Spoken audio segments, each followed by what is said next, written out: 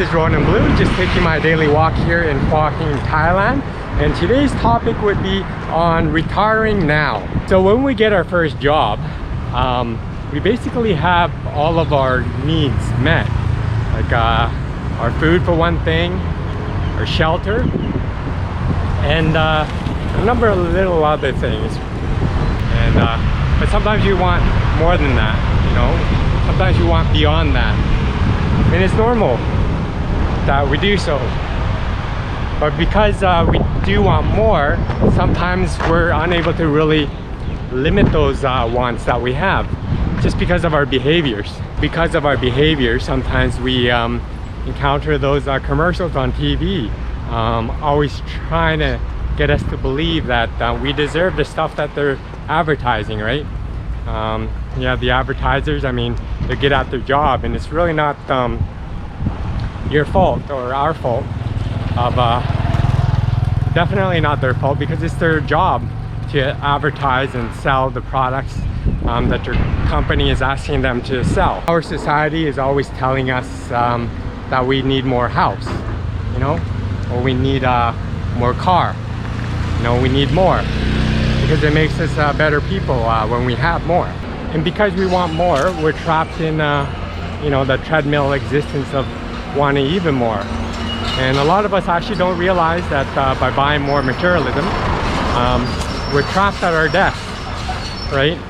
We're trapped at our desk to be able to pay for the things that we purchase. It's very much possible to save enough so you can retire right away, especially if you live a life of materialism where you put aside you know, buying more stuff.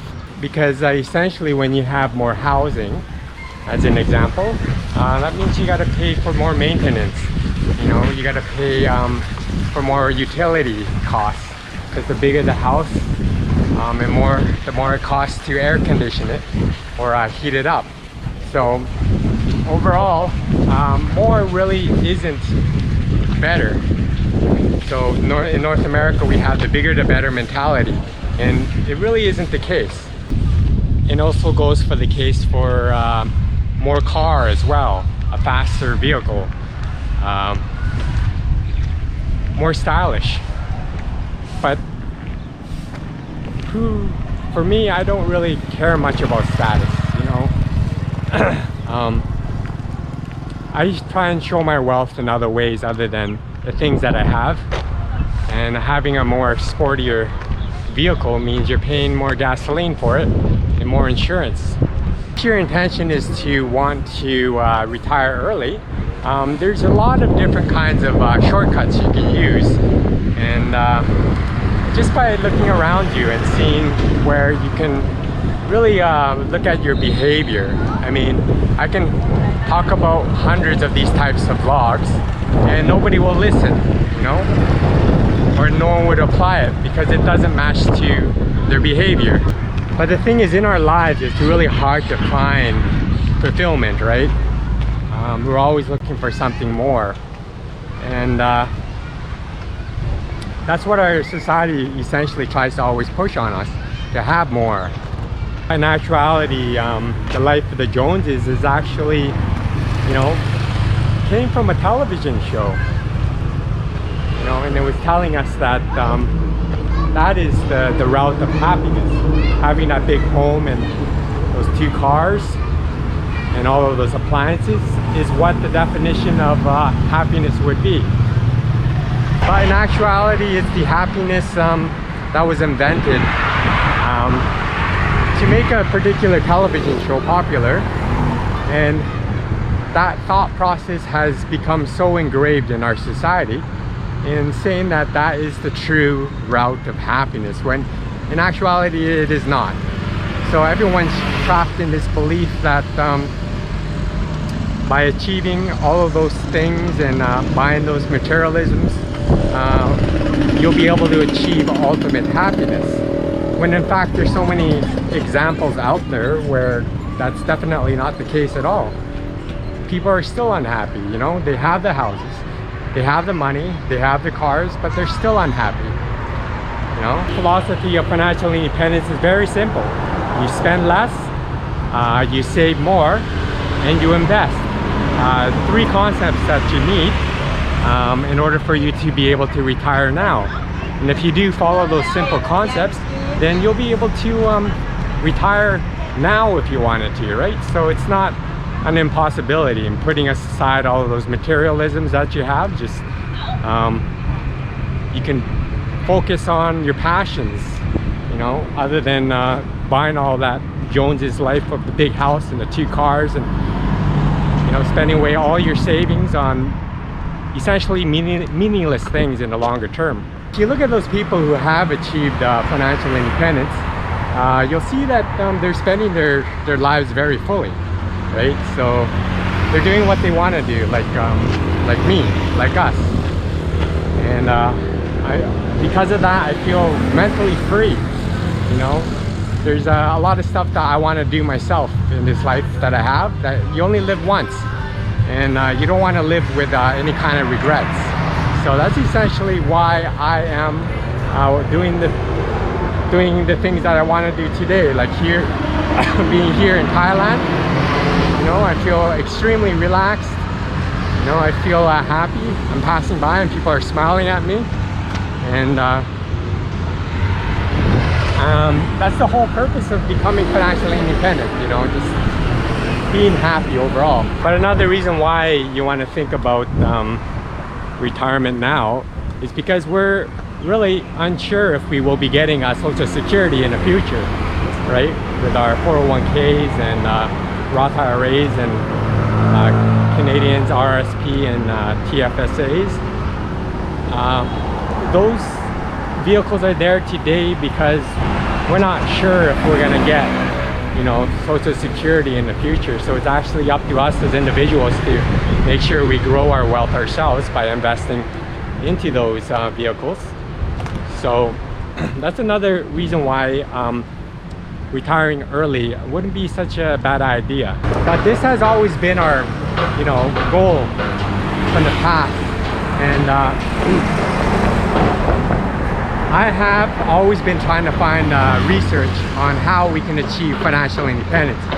And the best solution for us was frugality, you know, living below your means.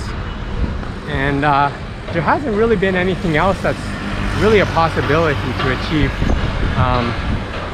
financial independence, unless you work like pretty much 24 hours a day. Then it's a possibility. Together living with the lifestyle of buying anything and everything for yourself, then that's possible. But the majority of us, we have a fixed amount of income. You know, we have a salary that's fixed every single month, and the only possibility there is just to spend below your means. You know, you get let's say $5,000 a month as an income. You spend a portion of that and then you invest the rest of it. So that's essentially the best solution you can have to get into financial independence, and a reality that is potentially possible for many people, the majority of people. So achieving financial independence isn't an impossibility for anyone really, of any income. But of course, the FIRE movement works best with those who have a 6-figure income, just because it's easier for them to achieve it. But whatever circumstances would be, with the proper mindset and proper behaviors, it's very much possible to achieve financial independence with any income level. Like you can even come to a country like Thailand, and because you can lower your cost of living there, you can definitely find ways to cut your costs here. It doesn't cost much to live here. You can probably live here for a good $1,500 a month on rent and also food in combination. So it's very much possible to live in another country for a much lower cost. Especially in North America, everything's really expensive nowadays. So that's why people come and find solutions over here to live abroad. Just because it's a lot cheaper to overall live here. For us, I mean, right now, because we have achieved financial independence, we're in the process of transition right now in looking for the right country for us in living in. So We actually went to Malaysia at the beginning of this year, and then now we're here in Thailand, and we're gonna go to Peru later next year to see where a good country to live in would be. So all those countries I mentioned, it's really you know, you can pretty much live anywhere you want, but you can be wise with your choices basically. So it's you want to look at how much you can afford, right? So just because we pick a particular country doesn't necessarily mean that it's a country for you to live in. So it's very much choice driven, based on your needs or your likes. Sorry, my train of thought sometimes breaks down when I'm walking by and there's so many distractions. But all I'm saying is there is a possibility if you put your mind to it, and really using the temporary frugality weapon of having to just spend below your means is probably the best route that you can follow.